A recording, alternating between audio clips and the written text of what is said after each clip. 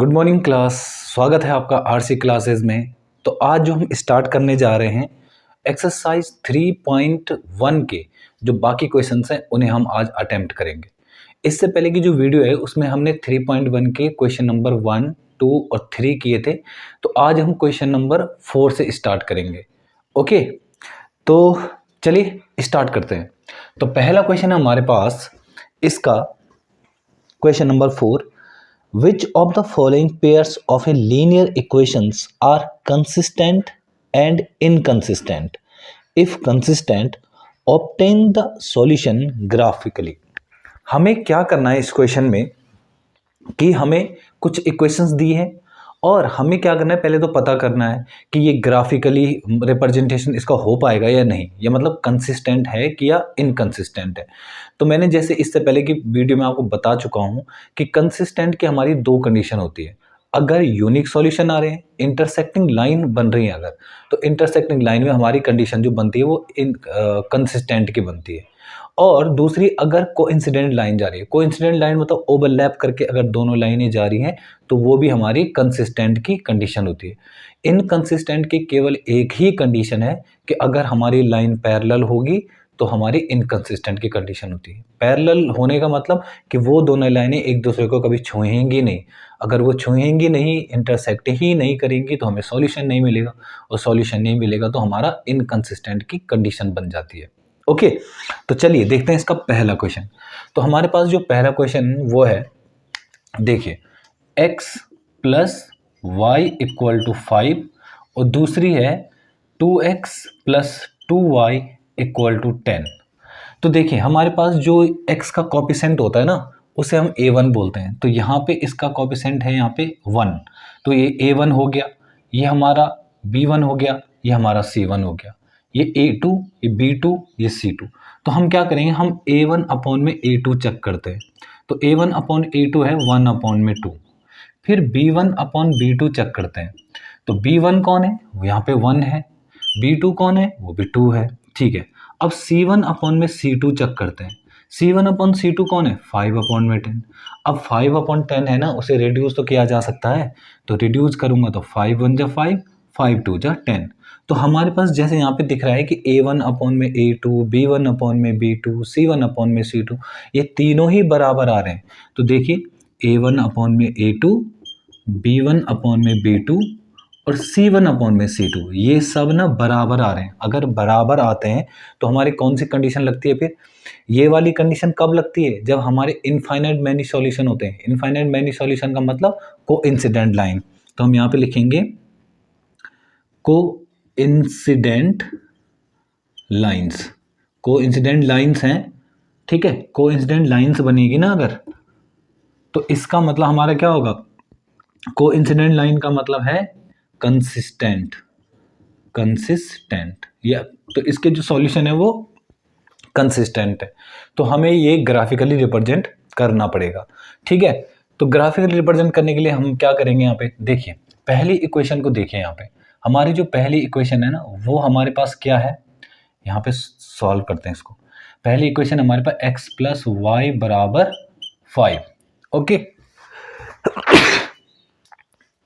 फिर तो इसको हम y को यहीं छोड़ेंगे और इसको ना उधर ले जाओ, तो 5 माइनस एक्स। तो हम x और y के लिए हम ग्राफ के लिए कुछ पॉइंट्स चुनते हैं। अब सोचिए यहाँ पे अगर मैं x बराबर 0 रख दूँ, रख दिया x बराबर 0, तो y बराबर हमारा क्या हो जाएगा बताओ, 5 नहीं आ जाएगा क्या। यहाँ पे 0 रखने पे y की वैल्यू 5। अच्छा, अगर मैं y बराबर 0 रख दूँ यहाँ पे 0 रखने पे, तो क्या होगा, x इक्वल टू 5। हमें 2 पॉइंट मिल गए। ठीक, अब यहाँ पे देखिए नेक्स्ट जो ये इक्वेशन है हमारी, ये वाली, ये हमारी क्या है, 2x plus 2y equal to 10 है ना। तो बताओ क्या होगा, अगर मैं इस 2y को यहीं रहने दूं तो ये बन जाएगी हमारे 10 माइनस 2x। कैसे, जो यहाँ प्लस का था वहाँ जाके माइनस का। तो हमारे पास जो y equal to 10 minus 2x upon में 2, तो दोनों ऊपर से जो है मैं 2 कॉमन ले सकता हूँ। तो y बराबर 2, ये आएगा 5 माइनस एक्स अपॉन में 2। तो इसका मतलब y की जो वैल्यू हमारी वो आएगी 5 माइनस एक्स। अच्छा, इसके लिए भी अगर पॉइंट चुनूँ मैं तो पॉइंट कैसे चुनेंगे बताइए। तो पॉइंट मैं यहाँ पे लिख देता हूँ, ठीक है। तो x और y, तो x और y के लिए अगर मैं पॉइंट चुनूंगा 2 पॉइंट चाहिए। x बराबर अगर मैं 0 रख दूँ तो इसका मतलब y बराबर 5, और यहाँ पे 0 रख दूँ तो ये 5, क्योंकि सेम इक्वेशन आ रही है ना, ये वाली और ये वाली, देखो बिल्कुल सेम है, तो वही पॉइंट होंगे हमारे। अब देखिए, अब पहली लाइन जो है, पहली लाइन को रिप्रेजेंट करते हैं। तो पहली लाइन के जो पॉइंट हैं वो हैं 0,5, तो x में 0 और y में 5, 1 2 3 4 5, तो 1 2 3 4 5, तो ये है हमारा पहला पॉइंट। और दूसरा पॉइंट है 5,0, तो 1 2 3 4 5, तो ये है। बस इन पॉइंट्स को हम क्या कर देंगे, मिला देंगे। तो इन पॉइंट्स को अगर मैं मिला दूं तो हमारे पास जो लाइन जाएगी ये है हमारी लाइन, पहली लाइन। ओके, अच्छा दूसरी जो लाइन है हमारे पास, वो दूसरी लाइन हमारी कैसे जाएगी, देखो दूसरा पॉइंट जो है वो भी हमारा क्या है 0 और 5, तो मतलब यहीं पे है वो पॉइंट, और ये वाला पॉइंट भी दूसरा भी यहीं। तो दूसरी जो लाइन है वो इसी के ऊपर ओवरलैप करके जाएगी, ओवरलैप करके मतलब इसी के ऊपर से, तो ये हमारा ग्राफिकली रिप्रेजेंटेशन हो जाएगा। दूसरी वाली जो लाइन है रेड कलर की लाइन, वो ब्लैक वाली के ऊपर क्यों गई पता है, इसलिए गई क्योंकि दोनों के जो पॉइंट थे ना वो सेम थे। भाई जब इक्वेशन दोनों के सेम निकल के आ रही है तो पॉइंट भी तो सेम निकल के आएंगे, और इसका मतलब वो उसी के ऊपर ओवरलैप करके जाएगी। तो ये हमारी कोइंसिडेंट लाइन की कंडीशन बन गई। कोइंसिडेंट मतलब अगर ये लाइन जा रही है और दूसरी लाइन भी इसके ऊपर ओवरलैप करके जाए, इस तरह की कंडीशन को हम कोइंसिडेंट लाइन बोलते हैं। ओके, तो चलिए देखते हैं इसका सेकेंड पार्ट। तो सेकेंड क्वेश्चन है हमारे पास इसका, x minus y equal to 8 and 3x minus 3y equal to 16। तो देखिए हम क्या करेंगे, इसका a1 a2 चेक करेंगे। तो a1 अपॉन में a2, तो a1 कौन है 1, क्योंकि इसका कोएफिशिएंट 1 है ना, अपॉन में 3 ये वाला। अच्छा b1 अपॉन में b2, b1 कौन है ये -1 अपॉन में -3, तो फिर ये कट गया, हमारे पास 1 अपॉन में 3 आ गया। c1 अपॉन में c2, c1 अपॉन में c2 8 अपॉन में 16, और अगर मैं इसको रिड्यूस करूं तो 8 1 जा 8, 8 2 जा 16। तो हमारे पास जो आ रहा है ना, देखो वो क्या आ रहा है कि a1 अपॉन में a2 और b1 अपॉन में b2, ये दोनों बराबर तो आ रहे हैं, देखो 1/3 1/3, बट ये c1 अपॉन c2 के बराबर नहीं आ रहा है। और ये वाली कंडीशन आपकी कौन सी, किस चीज़ की होती है, पैरेलल लाइंस की, पैरेलल लाइंस। देखिए जब तक आपको फॉर्मूले याद नहीं होंगे ना तब तक इसमें चलेगा ही नहीं आपको कुछ। देखिए ना ये वाली कंडीशन जब तक आपको पता नहीं होगी कि हमारी ये पैरेलल लाइन की कंडीशन है, तब तक कैसे हो पाएगा। तो हम यहाँ पे लिखेंगे a1 upon a2 b1 upon b2 तो बराबर है, बट c1 अपॉन c2 बराबर नहीं है। तो सो लाइंस आर पैरेलल, तो हमारी जो लाइन है वो parallel, so lines are parallel lines. तो लाइंस जो होंगी पैरेलल लाइंस होगी, और पैरेलल लाइन की कंडीशन कौन सी होती है, इनकंसिस्टेंट, इनकंसिस्टेंट। तो हमारी ये इनकंसिस्टेंट की कंडीशन है। उसने क्या कहा था इस क्वेश्चन में कि अगर कंसिस्टेंट की कंडीशन आ रही है तो ही ग्राफिकली रिप्रेजेंटेशन कीजिए, और अगर इनकंसिस्टेंट हो रहा है तो इसका मतलब हमको ग्राफिकल रिप्रेजेंटेशन नहीं करना है, क्योंकि जब दो पैरेलल लाइन होगी तो हमें कोई सॉल्यूशन मिलेगा ही नहीं। तो इस तरह से हमारा आंसर हो जाएगा। ओके, तो चलिए देखते हैं इसका थर्ड पार्ट। तो थर्ड क्वेश्चन है हमारे पास 2x plus y minus 6 equal to 0, और दूसरा है 4x minus 2y minus 4 equal to 0। तो चलिए a1 अपॉन a2 चेक करते हैं। तो a1 अपॉन में a2, तो a1 अपॉन a2 मतलब 2 अपॉन में 4, मतलब इसको रिड्यूस करूंगा तो हमारा क्या आ रहा है 1/2।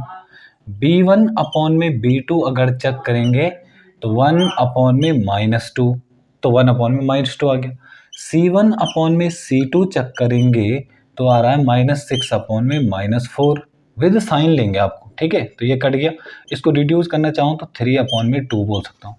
अब यहाँ पे एक चीज़ देखिए, हमारे पास जो कंडीशन आ रही है a1 अपॉन में a2 नहीं आ रहा है बराबर b1 अपॉन B2 के, देखे ना A1/A2 1/2 है और B1/B2 जो है -1/2 है, तो दोनों बराबर कहाँ आ रहे हैं, तो इसका मतलब हमारी जो ये है, तो हम यहाँ पे लिखेंगे यूनिक सॉल्यूशन। हमारा यूनिक सॉल्यूशन आएगा। यूनिक सॉल्यूशन का मतलब कौन सी कंडीशन है, इंटरसेक्टिंग लाइन, और इंटरसेक्टिंग लाइन में हमारी जो कंडीशन होती है वो कौन सी होती है,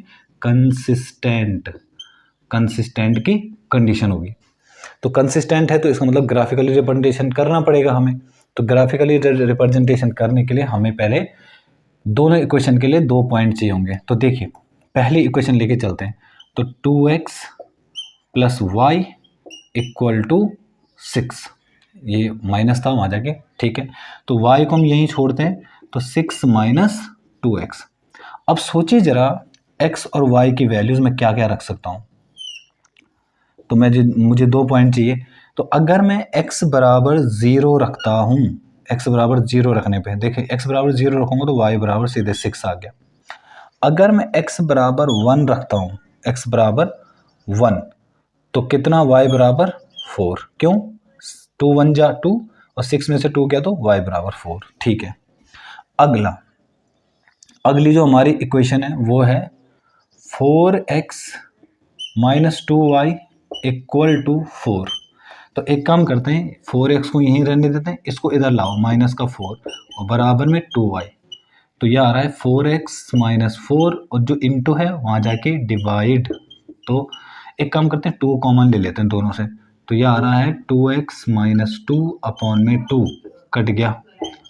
तो इसका मतलब जो y की कंडीशन है, तो y = 2x - 2। अब सोचिए x और y, अब सोचिए जरा क्या क्या 2 पॉइंट बन सकते हैं। अगर मैं x बराबर 0 रख दूं तो x बराबर 0 रखने पे हमारा -2 आ रहा है। अगर y बराबर 0 रख दूं तो y बराबर 0 रखने पे हमारे पास x बराबर 1 आ रहा है। क्लियर है, यहाँ पे वैल्यूज पुट करके आप कर सकते हैं, तो ये वैल्यूज आएंगे। चलिए अब हम जो है ग्राफिकली रिप्रेजेंटेशन करते हैं। तो पहला पॉइंट हमारा 0,6, 0,6 मतलब 1 2 3 4 5 6, ये आ गया हमारा 6, ठीक है। दूसरा पॉइंट है 1,4, तो मतलब 1 यहाँ पर और 4, 1, तो इसको मिला देते हैं यहाँ पे, तो 1 2 3 4, तो ये आ गया हमारा, ठीक है। तो इन 2 पॉइंट्स को मिला देने का काम हम कर देते हैं। तो हमने क्या किया, इनको मिला दिया और एक पॉइंट इस तरह से, ठीक। अच्छा दूसरा पॉइंट जो है वो हम क्या करेंगे, 0, -2, मतलब 0, -2, तो ये हमारा -2, y में y नेगेटिव इस तरफ तो होता है, तो y 0, -2 एक यहाँ पे हो गया। फिर 1, 0, तो अगला क्या है, x में 1 और y में 0, तो ये बन गए हमारी कंडीशन। चलो इसको मिला देते हैं। तो अगर हम इसको मिला देंगे तो हमारी जो कंडीशन है ये, तो जहाँ पे ये रिप्रेजेंट करेगा ना, ये हमारा यहाँ पर ये हमारा जो पॉइंट है ये हमारा रिप्रेजेंट करेगा। देखिए ये हमारा जो है यहाँ पे 2, 2, तो ये हमारा 2, 2 पे रिप्रेजेंट कर रहा है। तो इसका मतलब इसका जो सॉल्यूशन है वो क्या है, 2, 2, x की वैल्यू 2, y की वैल्यू 2। तो इस तरह से आपका ये थर्ड पार्ट सॉल्व हो जाएगा। ओके, तो फोर्थ पार्ट है हमारे पास इसका 2x - 2y - 2 = 0, और अगली कंडीशन है 4x - 4y - 5 = 0। तो हम a1 a2 चेक करते हैं। तो a1/a2, a1 कौन है, 2/4, इसको रिड्यूस करेंगे तो 1/2, हमने रिड्यूस कर दिया इसको, ठीक है।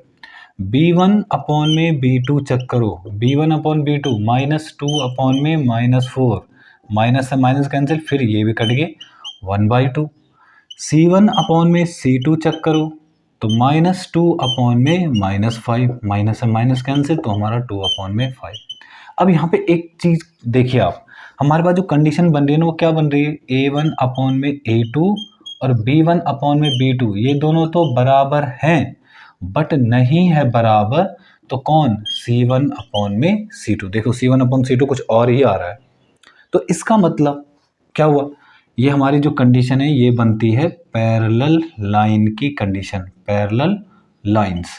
तो अगर ये पैरेलल लाइंस है तो इसका मतलब इनकंसिस्टेंट, ये हमारी इनकंसिस्टेंट की कंडीशन हो जाएगी।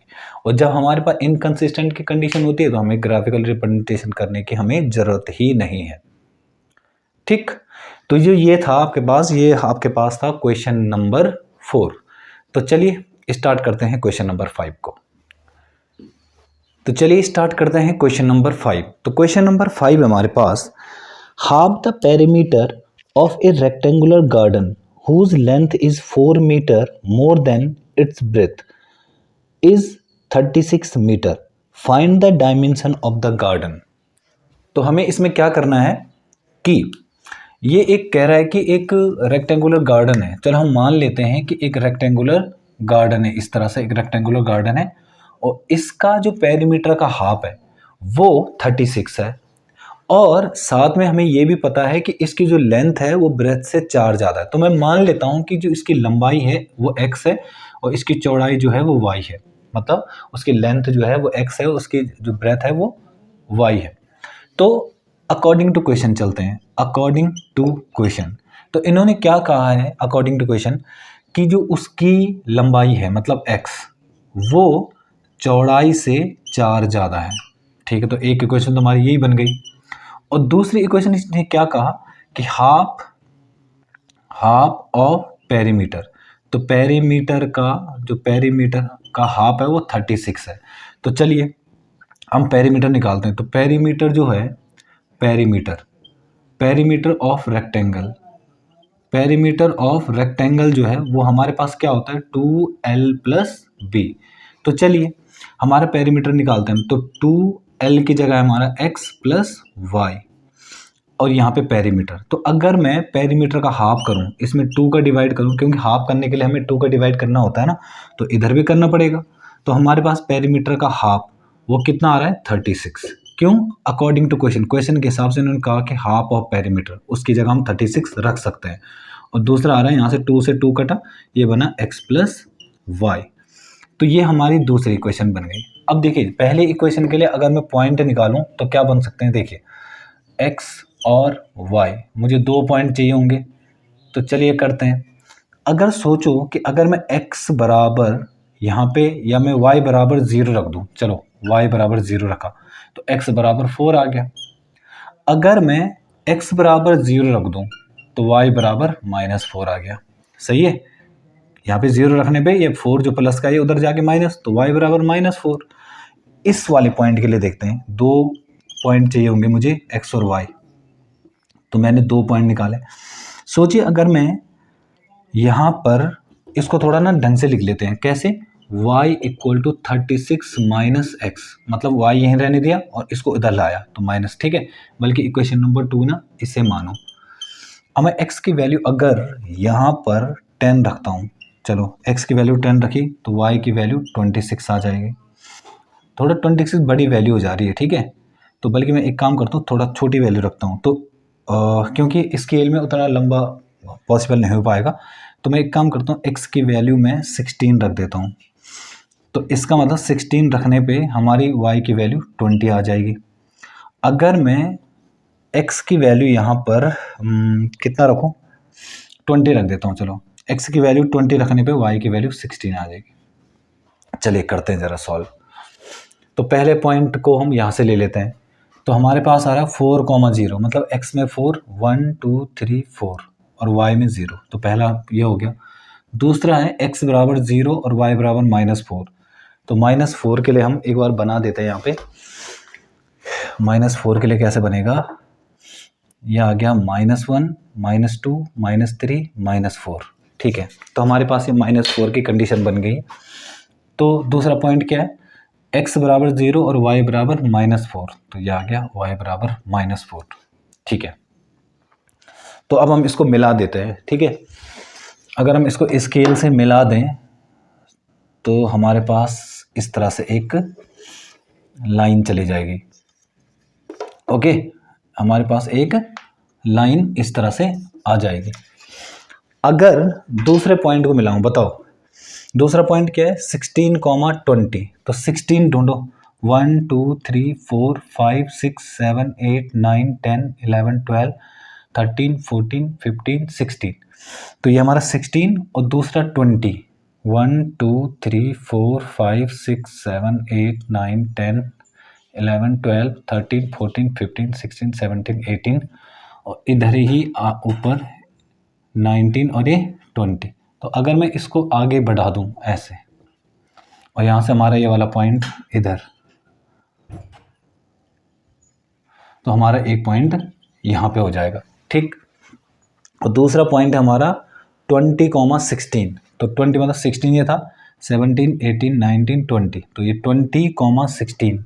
अब देखिए 1 2 3 4 5 6 7 8 9 10 11 12 13 14 15 16, तो ये हमारा एक पॉइंट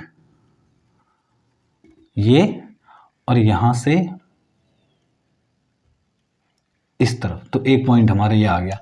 तो हम क्या करेंगे, इन दो पॉइंट्स को ना मिला देंगे। तो अगर मैं इन दो पॉइंट्स को मिला दूं तो हमारा इस तरह से एक लाइन हमारी इस तरह से चली जाएगी।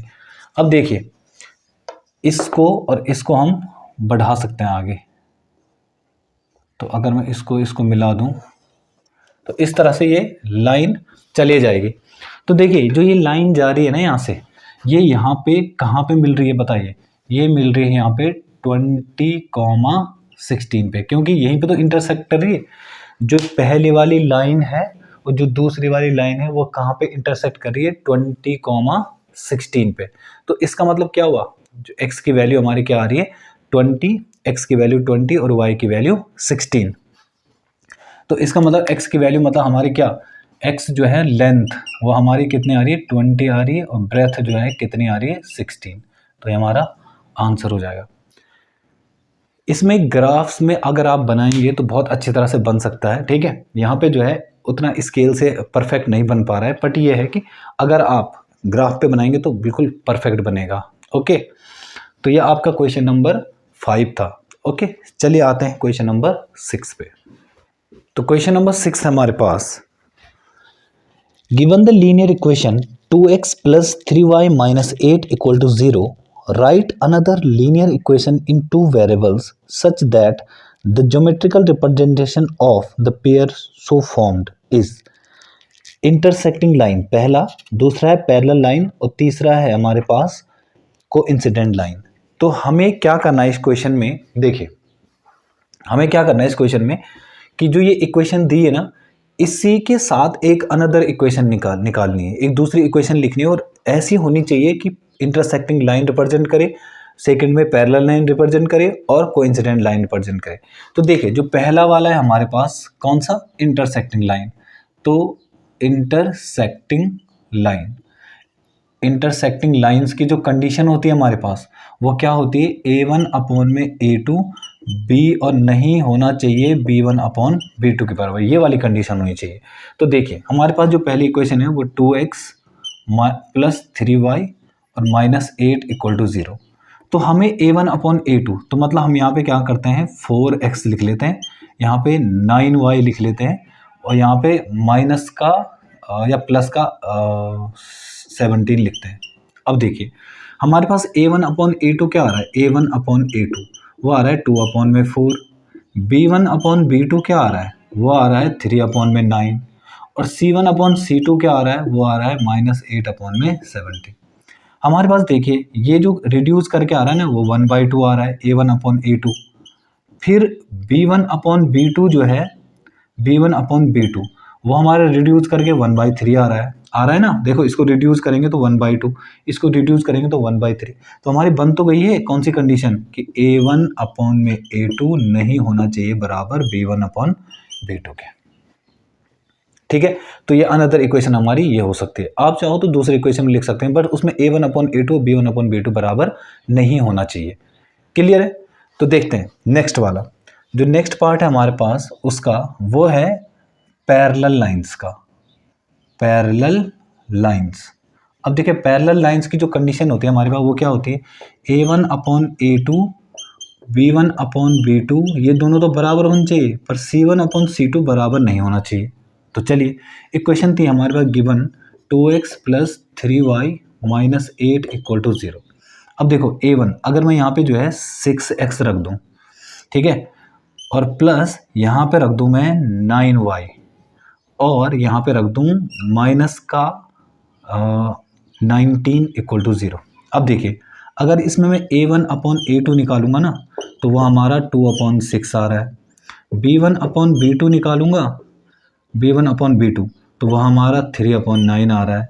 और c1 अपॉन c2 जो है वो आ रहा है हमारा माइनस 8 अपॉन में माइनस 9। अब यहाँ पे आप पता कर सकते हैं, देखिए इसको रिड्यूस करूँगा तो 1/3, इसको रिड्यूस करूँगा तो 1/3 और इसको रिड्यूस करूँगा तो ये वही रहेगा। तो कहने का मतलब ये है कि a1 upon a2 b1 upon b2 तो बराबर आ रहे हैं, बट c1 अपॉन c2 बराबर नहीं आ रहा है। तो बस यही तो कंडीशन बनानी थी मुझे, कौन सी, पैरेलल लाइन की। अब बात करते हैं कोइंसिडेंट लाइन की। थर्ड पार्ट है इसका कोइंसिडेंट लाइन। तो कोइंसिडेंट लाइन हमारे पास इक्वेशन क्या दे रखी है, 2x plus 3y minus 8 equal to 0। हमारे पास कोइंसिडेंट लाइन की कंडीशन क्या होती है, a1 upon a2 b1 upon b2 और c1 अपॉन c2 इन सबको बराबर होना चाहिए। तो बराबर होना चाहिए तो देखिए अगर मैं यहाँ पे 4x लिखूँ, यहाँ 6y लिखूँ और यहाँ माइनस 16 लिखूँ तो इक्वल टू 0। अब देखिए a1 अपॉन a2 निकालो तो 2 अपॉन 4, b1 अपॉन b2 निकालो तो 3 अपॉन 6, c1 अपॉन c2 निकालो तो हमारा 8 अपॉन में 16। देखो ना सब बराबर आ रहे हैं। इसको रिड्यूस करेंगे a1 अपॉन a2 तो कितना आ रहा है, 2 अपॉन 1 अपॉन 2, फिर ये भी 1 अपॉन 2 और ये भी 1 अपॉन 2। तो इस तरह से हमारी जो ये कंडीशन है कोइंसिडेंट लाइन की वो क्लियर हो जाएगी, मतलब हमारी ये वाली कंडीशन फिट बैठ रही है। तो अनदर इक्वेशन हमारी ये हो जाएगी। हमें दूसरी इक्वेशन तो निकालती, एक इक्वेशन तो हमें गिवन थी ना, दूसरी इक्वेशन निकालनी थी। तो ये हमारे एग्जाम्पल हो सकते हैं इसके, ठीक है। तो चलिए देखते हैं हम इसका नेक्स्ट क्वेश्चन, क्वेश्चन नंबर 7। तो क्वेश्चन नंबर 7 है हमारे पास, draw the graph of the equation x minus y plus 1 equal to 0 and 3x plus 2y minus 12 equal to 0. Determine the coordinate of the vertices of the triangle formed by these lines and x-axis and shaded the triangular region. देखिए इस question में हमें क्या करना है कि इन दोनों equations को हमें पहले ग्राफ पे रिप्रेजेंट करना है, और जो ये लाइनें जब ग्राफ पे रिप्रेजेंट हो जाएंगी ना तो इस लाइन से हमें एक ट्रायंगल फॉर्म होगा, जो कि यहाँ पर ट्रायंगल कब फॉर्म होता है, जब 3 लाइन होती है। तो पहली लाइन हमारी ये हो गई, दूसरी लाइन हमारी ये हो गई और तीसरी लाइन हमारा जो ये एक्स एक्सिस है या फिर वाई एक्सिस है वो हो गया। तो उससे एक ट्रायंगल बनेगा ना। तो हमें क्या करना है, इसको ट्रायंगल को फॉर्म करना है और बताना है कि कोऑर्डिनेट क्या हैं, किसके कोऑर्डिनेट, उसके ट्रायंगल के। तो चलिए पहली जो इक्वेशन है हमारे पास वो है x minus y plus 1 equal to 0। तो इसको थोड़ा हम ढंग से लिख देते हैं। कैसे, इस y को उधर ले जाओ तो ये बनेगा x प्लस 1 बराबर y। तो अगर मैं x और y की वैल्यू सेट करूँ इसमें तो कैसे हो सकती है, देखिए अगर मैं x बराबर 1 रख दूँ तो मैंने x बराबर 1 रखा तो y बराबर मुझे क्या मिलेगा 2। यहाँ पे 1 रखो ना, 1 और 1 2। अच्छा फिर अगर मैं x बराबर 2 रखूँ तो y बराबर 3। ये हमारी एक लाइन बन गई। अब इधर आते हैं तो एक काम करते हैं, इस 2y को यहीं छोड़ता हूँ मैं और ये 12 इधर ले जाता हूँ क्योंकि माइनस का था, वहाँ जाके 12, ठीक है। और माइनस का 3x, y equal to 12 minus 3x upon में कितना 2, क्योंकि अपॉन में था उधर चलेगा। तो बताओ x अपॉन में y, x और y की वैल्यू अगर मैं x बराबर 0 रख दूं तो बताओ x बराबर 0 रखने पे यहाँ पे पूरा 0 हो जाएगा तो 12 और ये आ गया 6। अगर मैं y बराबर 0 रख दूं, बताओ y बराबर 0, तो y बराबर 0 रखने पे इसका इंटू यहाँ करूँगा तो पूरा 0 और 3x बराबर 12 हो जाएगा तो इक्वल टू 4, ठीक है। ये इस तरह से हमारे। अब देखते हैं हम पहली लाइन के लिए पॉइंट हमारे क्या है 1,2 मतलब x में 1 और y में 2। तो मतलब इस तरह से हम एक बार इनको मिला देते हैं, ठीक है। तो ये वाला पॉइंट हो गया हमारा इस तरह से, और ये वाला पॉइंट हम यहाँ से मिला देंगे इस तरह से। तो जहाँ पे दोनों पॉइंट मिल रहे हैं ये हमारा बन गया 1,2।